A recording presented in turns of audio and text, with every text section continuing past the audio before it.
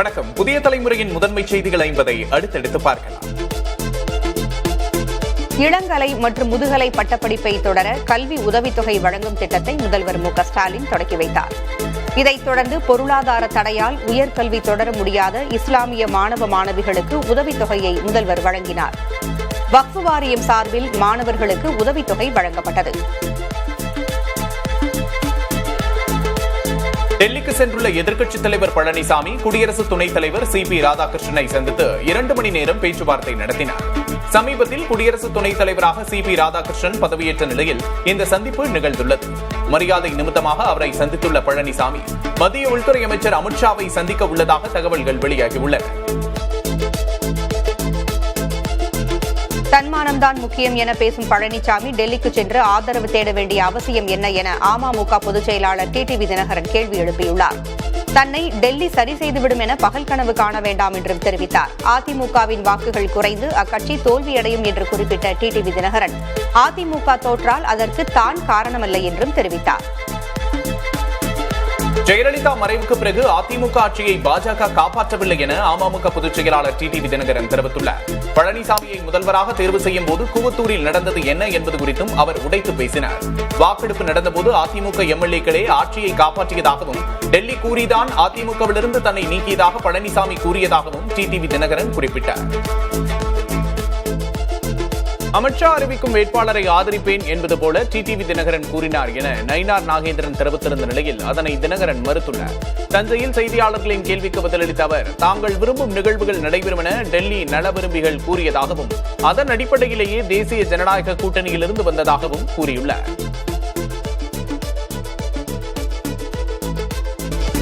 மாநிலம் சார்ந்த மக்கள் பிரச்சனைகளை மத்திய அரசிடம் எடுத்துக் கூறவே டெல்லிக்கு அதிமுக பொதுச் செயலாளர் பழனிசாமி சென்றிருப்பதாக முன்னாள் அமைச்சர் ஜெயக்குமார் தெரிவித்தார். சென்னையில் சுதந்திர போராட்ட வீரர் ராமசாமி படையாட்சியாரின் பிறந்தநாளை முன்னிட்டு அவரது உருவச்சிலைக்கு மரியாதை செலுத்திவிட்டு செய்தியாளர்களிடம் பேசிய அவர் தமிழ்நாட்டில் சட்டம் ஒழுங்கு நிலைமை மோசமாக உள்ளதாக குற்றம் சாட்டினார். அதிமுக பாஜக கூட்டணி பொருந்தா கூட்டணி என தாங்கள் ஏற்கனவே கூறியது இப்போது கண்கூடாக தெரிகிறது என்று தமிழ்நாடு காங்கிரஸ் கமிட்டியின் மாநில தலைவர் செல்வ பெருந்தகை தெரிவித்துள்ளார். ராமசாமி படையாட்சியாரின் பிறந்த நாள் விழாவிற்கு பிறகு செய்தியாளர்களிடம் பேசிய அவர் அதிமுக உட்கட்சி விவகாரங்களில் பாஜக தலையிடுவது ஏன் என கேள்வி எழுப்பினார். உறவாடி கெடுக்கும் கட்சி பாஜக என்றும் செல்வ பெருந்தகை விமர்சித்தார். அதிமுக பொதுச் செயலாளர் பழனிசாமியின் சுற்றுப்பயணத்தில் எதிர்பார்த்ததை விட பிரம்மாண்டமாக கூட்டம் கூடுவதாக பாஜக மாநில முன்னாள் தலைவர் அண்ணாமலை தெரிவித்துள்ளார். சென்னை அக்கரையில் நடைபெற்ற பாஜக உயர்மட்ட குழு கூட்டத்தில் கலந்து கொண்டு பேசிய போது அண்ணாமலை இவ்வாறு கூறியுள்ளார். அதில் பேசிய அவர் சுற்றுப்பயணத்தில் பழனிசாமியின் பேச்சு பாஜகவை பாராட்டும் வகையில் உள்ளதாக அண்ணாமலை குறிப்பிட்டுள்ளார். அதோடு நயினார் நாகேந்திரனின் மாநிலம் தழுவிய சுற்றுப்பயணம் அக்டோபரில் தொடங்கும் என்று அண்ணாமலை தெரிவித்தார். கனமழையின் காரணமாக சென்னை தரமணி எம்ஜிஆர் சாலையில் மழைநீர் சாலையில் குளம் போல் தேங்கியது. மழைநீர் வடியாததால் தரமணியிலிருந்து OMR சாலைக்கு செல்லும் வாகன ஓட்டிகள் அவதியடைந்தனர். மழைநீரை விரைந்து அகற்ற வாகன ஓட்டிகள் கோரிக்கை விடுத்துள்ளனர். சென்னை கோடம்பாக்கத்தில் மாநகராட்சி மேல்நிலைப் பள்ளியில் மழைநீர் தேங்கியதால் பள்ளிக்கு வந்த மாணவர்கள் அவதியடைந்தனர். திங்கட்கிழமை இரவு முதல் சென்னையில் பெய்து வரும் கனமழையின் காரணமாக கோடம்பாக்கம் புலியூர் சாலையில் அமைந்துள்ள சென்னை மேல்நிலைப் பள்ளி வளாகம் முழுவதும் மழைநீர் தேங்கியது. இதனால் மாணவர்கள் 1/2 கிலோமீட்டர் தூரம் சுற்றி பள்ளிக்கு வர வேண்டிய சூழல் ஏற்பட்டது. சென்னையில் பெய்த கனமழையால் பல்வேறு இடங்களில் தண்ணீர் தேங்கியது. குறிப்பாக பெரம்பூர் BT மெயின் ரோடு பகுதியில் மழைநீர் குளம் போல் தேங்கியதால் வாகன ஓட்டிகள் கடும் அவதிக்கு உள்ளாகினர். அதேபோல பெரம்பூர் மற்றும் வியாசர்பாடி பகுதியை இணைக்கும் மேட்டுப்பாளையம் சப்வேயில் இடுப்பளவு மழைநீர் தேங்கியது. இந்த சப்வேயில் ஆபத்தான முறையில் பள்ளி மாணவர்களும் வாகன ஓட்டிகளும் கடந்து செல்லும் காட்சிகள் வெளியாகியுள்ளன.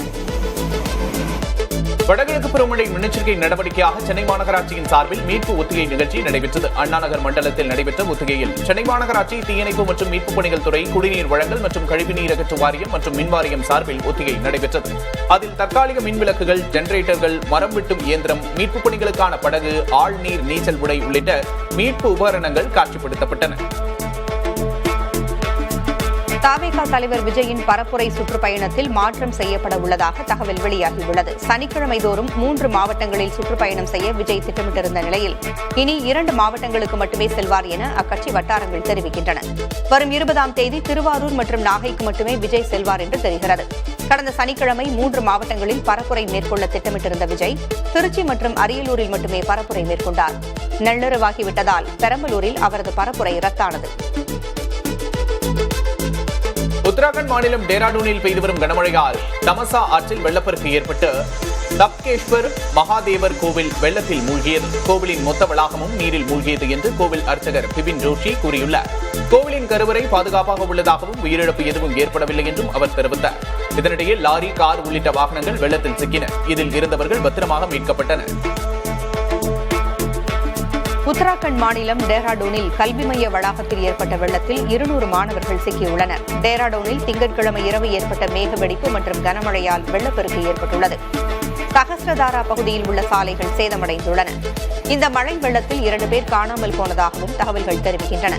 இந்த திடீர் வெள்ளத்தின் காரணமாக தேவபூமி கல்வி மைய வளாகம் முழுவதும் நீர் சூழ்ந்துள்ளது. இதில் சிக்கிக்கொண்ட 200 மாணவர்களை மீட்கும் பணியில் மாநில பேரிடர் மீட்புப் படையினர் ஈடுபட்டுள்ளனர். உத்தராகண்ட் மாநிலம் சுதோவாலா அருகே டன்ஸ் நதியில் ஏற்பட்ட வெள்ளத்தில் மின்கம்பத்தை பிடித்துக் கொண்டு தத்தளித்த நபர் தேசிய பேரிடர் மீட்புப் படையினரால் பத்திரமாக மீட்கப்பட்டார். கனமழை காரணமாக டன்ஸ் நதியில் வெள்ளம் பெருக்கெடுத்து ஓடியது. அப்போது எதிர்பாராத விதமாக வெள்ளத்தில் சிக்கிக் கொண்ட அந்த நபர் நீரில் அடித்துச் செல்லப்படாமல் ஒரு மின்கம்பத்தை பிடித்துக் கொண்டு உயிரை காப்பாற்ற போராடினார். இமாச்சல பிரதேச மாநிலம் மீண்டும் பெருமழையால் பேரவதிகளை சந்தித்து வருகிறது. மண்டி பகுதியில் பேருந்து நிலையத்தை சூழ்ந்த வெள்ளத்தில் சிக்கிய ஒரே குடும்பத்தைச் சேர்ந்த 3 பேர் உயிரிழந்தனர். இப்பகுதியில் பேருந்துகள் போன்ற கனரக வாகனங்களையே வெள்ளம் அடித்துச் சென்று விட்டது. வீடு இடிந்ததில் ஒரு குழந்தை உட்பட 3 பேர் உயிரிழந்தனர். வெள்ளத்தின் வேகத்தில் ஏராளமான வீடுகள் இடிந்து விட்டன. தலைநகர் சிம்லாவில் ஒரே இரவில் 14 சென்டிமீட்டர் மழை பெய்துள்ளது. இமாச்சல பிரதேசத்தின் மண்டி மாவட்டத்தில் உள்ள தரம்பூரில் மேக வெடிப்பு மற்றும் கனமழையால் சந்தை பகுதியில் வெள்ளம் கரை புரண்டு ஓடியது. பேருந்து நிலையம் வெள்ளத்தில் மூழ்கியது. வணிக நிறுவனங்களும் கடும் சேதங்களை எதிர்கொண்டன. பல வாகனங்கள் வெள்ளத்தில் அடித்துச் செல்லப்பட்டன. தொடர் கனமழை காரணமாக சோனு ஆற்றில் வெள்ளப்பெருக்கு ஏற்பட்டதால் இந்த நிலை ஏற்பட்டது. கனமழையின் காரணமாக திருப்பதியில் இடுப்பளவு நீர் தேங்கியிருந்த சுரங்கப்பாதையில் பேருந்து ஒன்று பயணிகளோடு சிக்கிக் கொண்டது. ஆந்திர பிரதேசத்தின் பல்வேறு பகுதிகளில் திங்கட்கிழமை கனமழை பெய்தது. திருப்பதி நகரத்தில் பாலத்துக்கு கீழ் அமைந்துள்ள சுரங்கப்பாதை ஒன்றில் மழைநீர் தேங்கியிருந்தது. அதை கவனிக்காமல் சுரங்கப்பாதைக்கு பயணிகளுடன் நுழைந்த பேருந்து மழைநீரில் சிக்கிக் கொண்டது. மயிலாடுதுறை அருகே அடியமங்கலத்தில் காதல் விவகாரத்தில் இளைஞர் படுகொலை செய்யப்பட்ட வழக்கில் வன்கொடுமை தடுப்புச் சட்டத்தின் கீழ் நடவடிக்கை எடுக்க கோரி சாலை மறியல் போராட்டம் நடைபெற்றது. அடியமங்கலம் பகுதியில் காதல் விவகாரத்தில் இளைஞர் படுகொலை செய்யப்பட்டார். காதலில் இருந்த இருவரும் பட்டியல் சமூகத்தைச் சேர்ந்தவர்கள் என்றாலும் பெண்ணின் தாய் மாற்று சமூகத்தைச் சேர்ந்தவர். எனவே அவரது தூண்டுதலின் பெயரில் இளைஞர் ஆணவ கொலை செய்யப்பட்டிருப்பதாக போராட்டக்காரர்கள் கூறுகின்றனர். பாமக அலுவலகத்தின் நிரந்தர முகவரியை மாற்றி அன்புமணி தரப்பினர் மோசடி செய்திருப்பதாக அக்கட்சியின் கௌரவ தலைவர் ஜி.கே. மணி குற்றம் சாட்டியுள்ளார். விழுப்புரம் மாவட்டம் தைலாபுரத்தில் செய்தியாளர்களிடம் பேசிய அவர், மாமல்லபுரத்தில் அன்புமணி தரப்பு கூட்டிய பொதுக்குழு செல்லாது என திட்டவட்டமாக தெரிவித்தார். பாமகவின் நிறுவனர் தலைவர் ராமதாஸ் தான் என்று குறிப்பிட்டுள்ள ஜி.கே. மணி, ராமதாஸ் இல்லாமல் பாமக இல்லை என்றும் கூறினார்.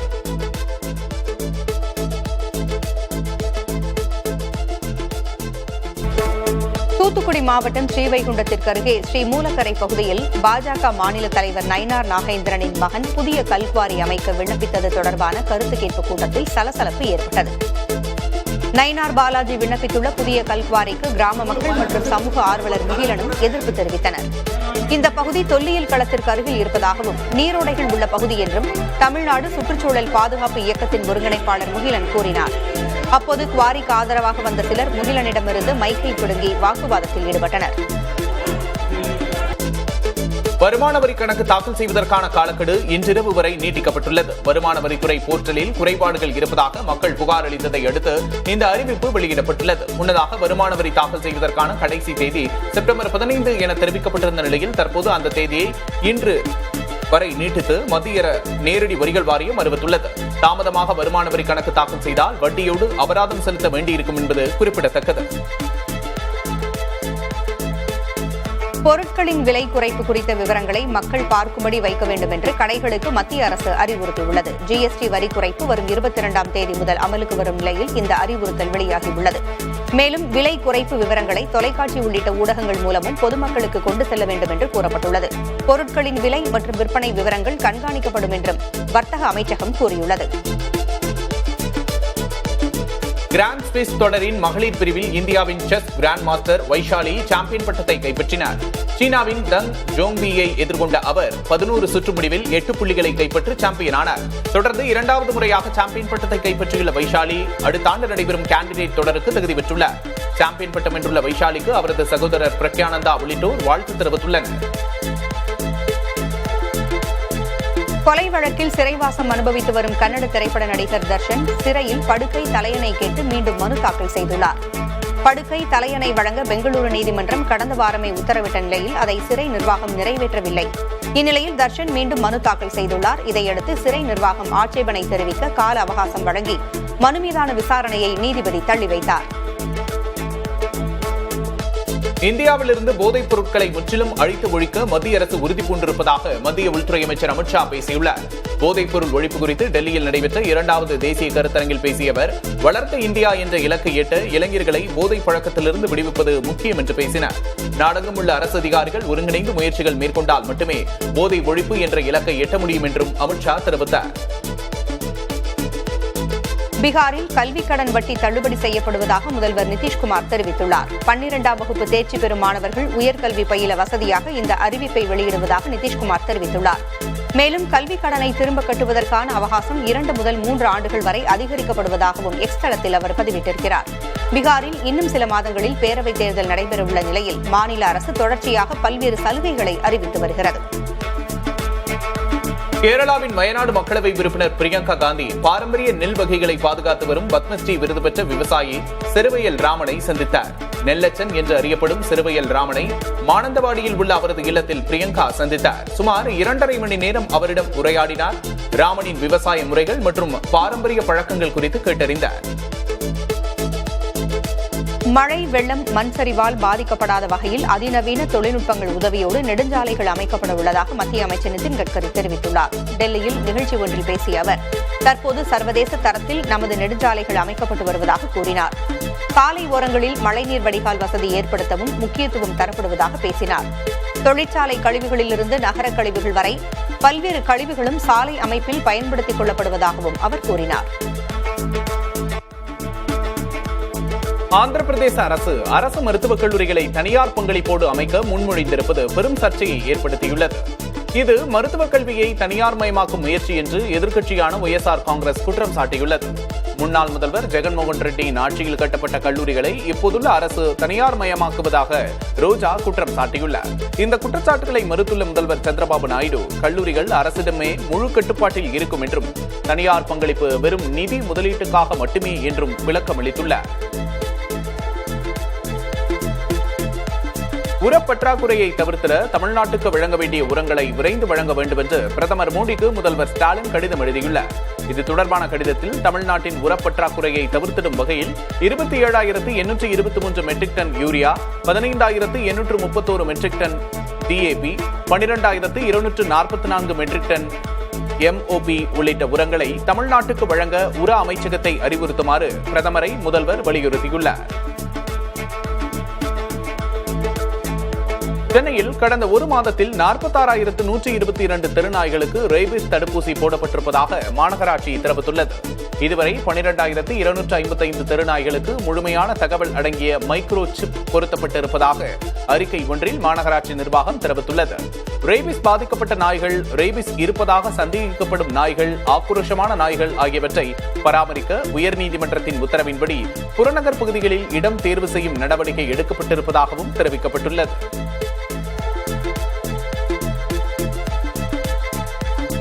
சென்னையில் தொடர் ஏற்றத்தில் விற்கப்படும் தங்கத்தின் விலை இன்று சவரனுக்கு 560 ரூபாய் விலை அதிகரித்துள்ளது.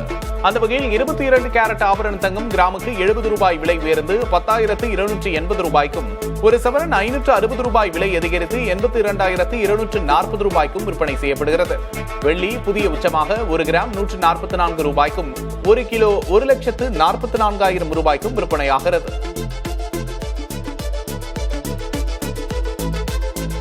காசாவில் இஸ்ரேல் படைகள் நடத்திய தாக்குதலில் கட்டிடம் ஒன்று உருக்குலைந்து விழும் காட்சிகள் சமூக வலைதளங்களில் பரவி வருகின்றன. ஏவுகணையை வீசி நடத்தப்பட்ட தாக்குதலில் அடுக்குமாடி கட்டிடம் சரிந்து விழுந்தது. இதனால் அந்த பகுதி முழுவதும் புகை மண்டலமாக காட்சியளித்தது. இந்த காட்சிகளை அங்கிருந்த மக்கள் வீடியோவாக படம் பிடித்து வெளியிட்டுள்ளனர்.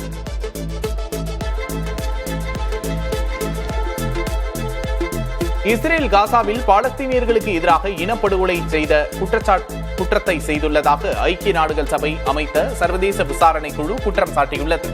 இந்த குழு தனது அறிக்கையில் பாலஸ்தீனியர்களை அழிக்கும் நோக்கத்தோடு இஸ்ரேல் செயல்பட்டுள்ளதற்கான தெளிவான ஆதாரங்கள் இருப்பதாக குறிப்பிட்டுள்ளது. இஸ்ரேல் இந்த அறிக்கையை நிராகரித்துள்ளது. இருப்பினும் இந்த அறிக்கை இஸ்ரேலுக்கு எதிராக சர்வதேச அளவில் அழுத்தத்தை அதிகரிக்கக்கூடும் என்று கூறப்படுகிறது. கத்தாரில் நடைபெற்ற அரபு லீக் மற்றும் இஸ்லாமிய ஒத்துழைப்பு கூட்டமைப்பின் மாநாட்டில் இஸ்ரேலுக்கு எதிராக கடுமையான நடவடிக்கை எடுக்க அழைப்பு விடுக்கப்பட்டுள்ளது. இந்த மாநாட்டின் கூட்டறிக்கையில் இஸ்ரேல் உடனான ராஜதந்திர மற்றும் பொருளாதார உறவுகளை மறுபரிசீலனை செய்யுமாறும் ஐநாவிலிருந்து அதன் உறுப்பினர் பதவியை இடைநீக்கம் செய்யுமாறும் வலியுறுத்தப்பட்டுள்ளது. அமைதி பேச்சுவார்த்தையை முறியடிக்கும் நோக்கத்திலேயே இஸ்ரேல் இந்த தாக்குதலை நடத்தியதாக கத்தார் அமீர் குற்றம் சாட்டினார்.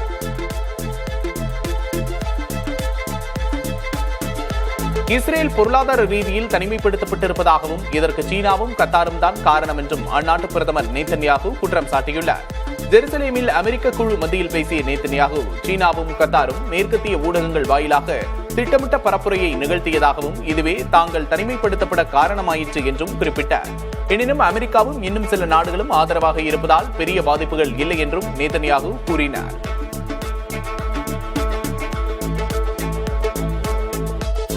புகழ்பெற்ற நியூயார்க் டைம்ஸ் பத்திரிகையின் மீதும் அதன் 4 செய்தியாளர்கள் மீதும் 1,32,000 கோடி ரூபாய் இழப்பீடு கேட்டு அமெரிக்க அதிபர் டிரம்ப் அவதூறு வழக்கு தொடர்ந்துள்ளார். கடந்த ஆண்டு நடந்த அதிபர் தேர்தலுக்கு முன்னதாக தனது பெயருக்கு இழுக்கு ஏற்படுத்த வேண்டும் என்ற உள்நோக்கத்துடன் செயல்பட்டதாக டிரம்ப் தனது மனுவில் கூறியுள்ளார். நியூயார்க் டைம்ஸ் இதழ் ஜனநாயக கட்சியின் ஊதுகுழலாக மாறி தன்னை குறித்து தவறான செய்திகளை வெளியிட்டதாகவும் டிரம்ப் கூறியிருக்கிறார். வடகிழக்கு கிரீன்லாந்தில் நாட்டோ படைகளின் ஆர்டிக் லைட் 2025 கூட்டு பயிற்சி நடைபெற்று வருகிறது. டென்மார்க், நார்வே, ஸ்வீடன், பிரான்ஸ் மற்றும் ஜெர்மனி ஆகிய நாடுகளைச் சேர்ந்த சுமார் 550 வீரர்கள் இதில் பங்கேற்றுள்ளனர். 10 நாட்கள் நடைபெறும் இந்த ராணுவ பயிற்சியில் டென்மார்க்கின் HTMS நீல்ஸ் ஜூயல் போர்க்கப்பல், F-16 ரக போர் விமானங்கள், ஹெலிகாப்டர்கள் ஈடுபடுத்தப்பட உள்ளன. அமெரிக்க அதிபர் டொனால்டு டிரம்ப் கிரீன்லாந்தை கைப்பற்ற விரும்புவதாக தெரிவித்த நிலையில் இந்த பயிற்சி முக்கியத்துவம் பெற்றுள்ளது.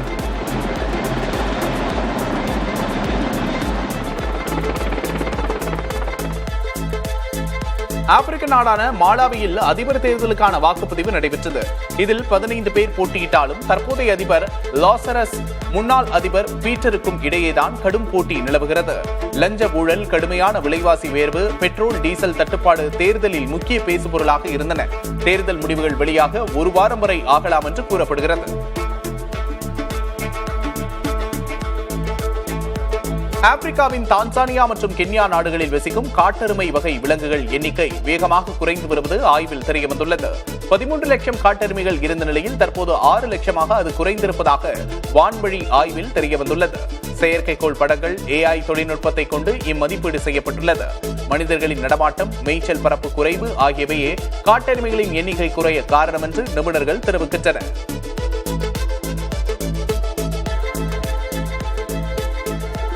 இந்திய மகளிர் கிரிக்கெட் அணியின் துணை கேப்டன் ஸ்மிருதி மந்தனா ICC ஒருநாள் போட்டி பேட்டிங் தரவரிசையில் மீண்டும் முதலிடம் பிடித்துள்ளார். ஆஸ்திரேலியாவுக்கு எதிரான முதல் ஒருநாள் போட்டியில் 58 ரன்கள் எடுத்ததன் மூலம் இங்கிலாந்து கேப்டன் நாட் ஸ்கைவர் பிரண்டை பின்னுக்கு தள்ளி 4வது முறையாக இந்த சாதனையை அவர் படைத்துள்ளார். பந்துவீச்சு தரவரிசையில் இந்தியாவின் தீப்தி சர்மா 7வது இடத்திலும் ஸ்னேக் ராணா 16வது இடத்திலும் உள்ளனர்.